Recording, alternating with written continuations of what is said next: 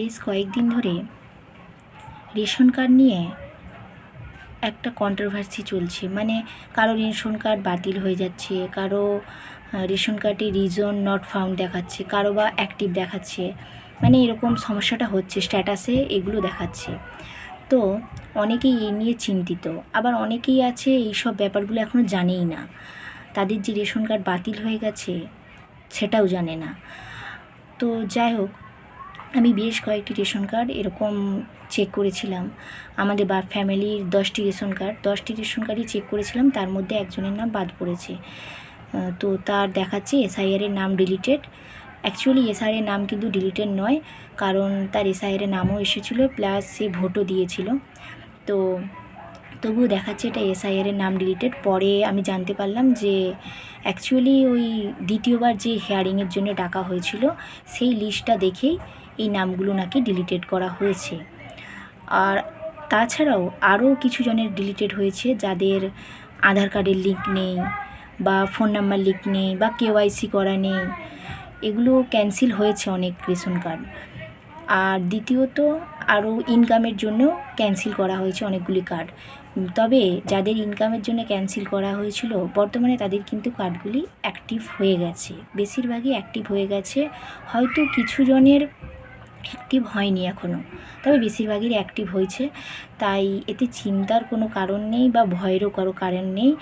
যাদের কার্ডে green colour দেখাচ্ছে, মানে স্ট্যাটাসে হয়তো কিছুই দেখাচ্ছে না, রিজন নট ফাউন্ড বা অ্যাক্টিভ কিছুই দেখাচ্ছে না, ফাঁকা, তো তারা ভয় পাবেন না, এই কার্ডগুলি অ্যাক্টিভ আছে।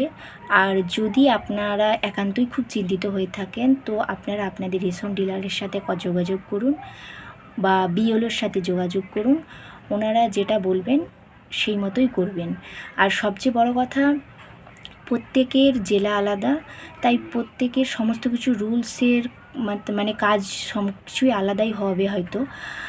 তো আমাদের যেই রেশন কার্ডটি বাদ গিয়েছিল আমার মামা শ্বশুরের, তো উনি কার্ডটি এতে বিডিও অফিসে গিয়ে সমস্ত কিছু ডকুমেন্টস জমা দিয়ে এসেছেন। ওনাকে বলেছে যে 15 দিন পরে আসুন, আপনার ইকেওয়াইসি করে আমরা রেশন কার্ডটি অ্যাক্টিভ করার চেষ্টা করব।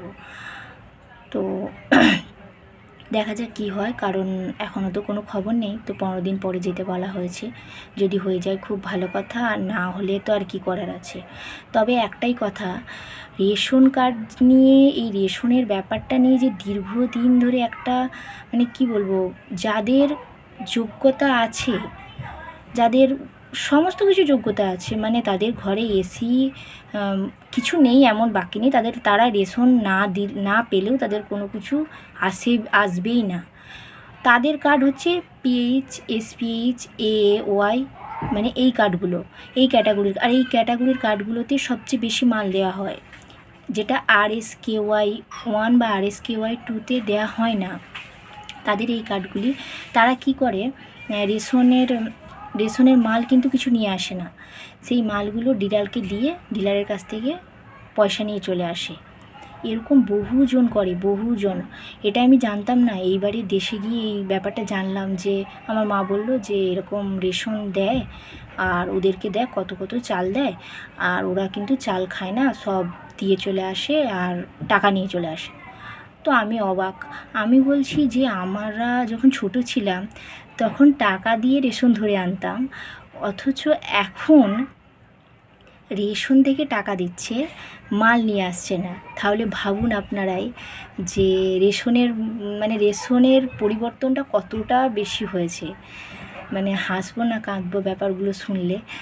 সে যাই হোক, আমার মতে সরকারের কাছে এটাই অনুরোধ, যারা পাওয়ার যোগ্য তাদেরকে দিন, যারা পাওয়ার যোগ্য নয়, মানে যারা এই রেশনের চাল সমস্ত কিছু দিয়ে টাকা নিয়ে চলে আসছে, তাদেরকে আমার মতে তো না দেওয়াই উচিত।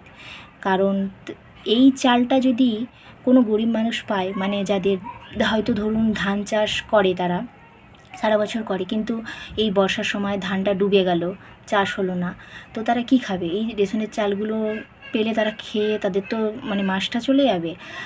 আর যাদের যেমন মানে কি বলবো, এরকম অনেক মানুষ আছে কিন্তু তারাই পায়নি, তারাই হচ্ছে যে মানে এই RSKY 1-এ 2 কেজি করে চাল পায়। আর এই 2 কেজি চালে কি 1 মাস যায়? একটা ফ্যামিলি, একটা মানুষের 2 কেজি চালে 1 মাস কি যায়? কখনোই যায়নি। কিন্তু এটা কি করে মানে কীভাবে বোঝাবে বা কাকে বলবে? আর এমনিতেও আমার মায়ের বাড়িতে রেশন কার্ড তো আমাদের সারা জীবন এপিএল, কারণ আমরা নাকি বড়লোক। মানে বড়লোক বলতে কীরকম, আমাদের বাড়ি 3 তলা বাড়ি, যেটা আমার দাদু করে রেখে গেছিলো, তো আমরা সেখানেই থাকি। তো সেই আমাদের বাড়ি দেখে আমরা খুব বড়লোক, আমাদেরকে শুধুমাত্র এপিএল ছাড়া আর কিছু দেওয়া চলে না।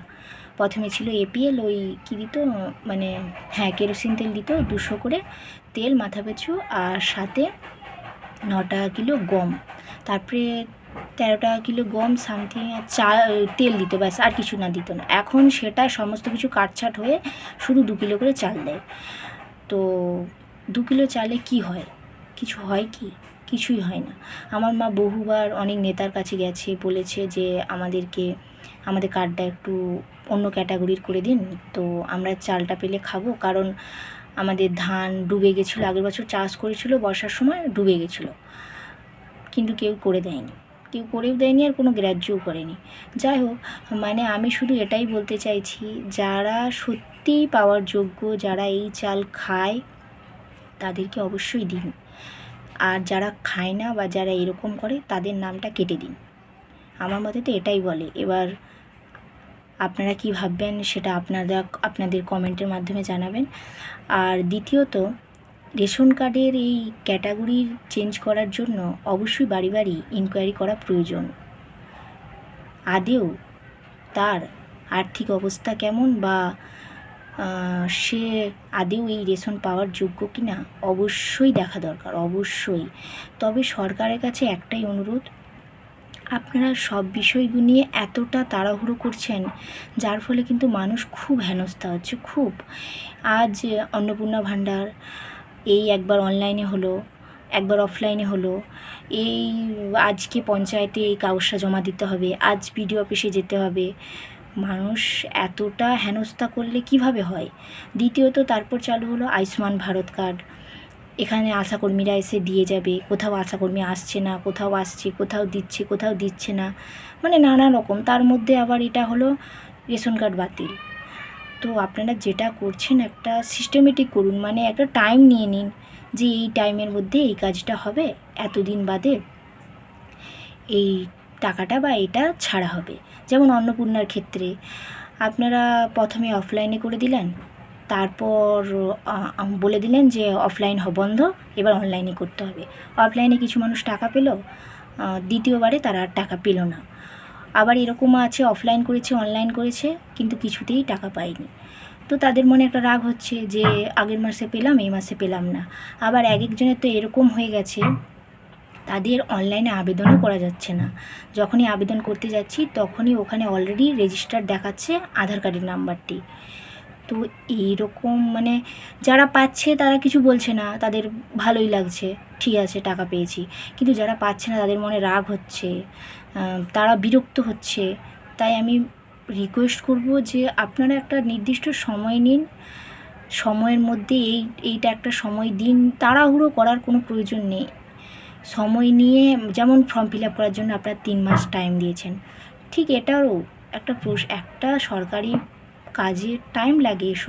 এটা কি আর একটা দুটো মানুষের কাজ? এত কোটি মানুষের কাজ, তো সেখানে সময় তো লাগেই।